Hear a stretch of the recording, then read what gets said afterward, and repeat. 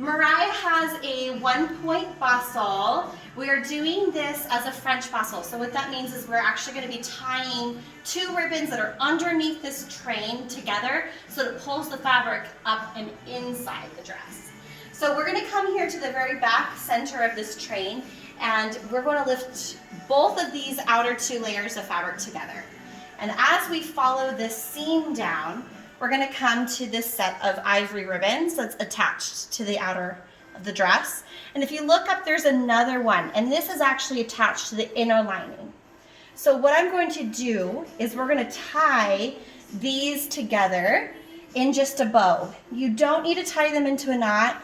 If you just tie a bow and tighten that up, it'll be just fine. But if you tie it into a knot, it'll be kind of difficult to undo. The goal for this is to get the base of this ribbon to be as close to the base as the other ribbon as possible without getting this fabric tied in between. So I like to hold those and then push that fabric out of the way and then just go ahead here and tie them up. If you had a second set of hands, sometimes that's helpful.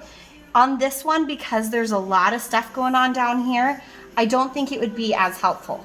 I think just kind of coming in here by yourself will be just fine.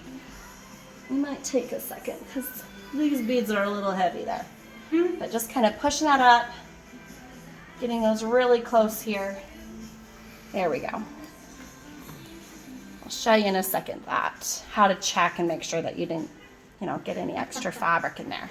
So we're going to come under here. And again, pull tight. And then if I put my hand behind that ribbon, you can see that those fabrics are very separated. Now, if there was a fabric that got tied in, it just creates a weird bubble on the outside. So you'd want to undo that and then go back through. But yeah, just kind of putting your hand behind, you're like, yep, nope, those fabrics are not stuck together. This one is super easy and not hard to deal with.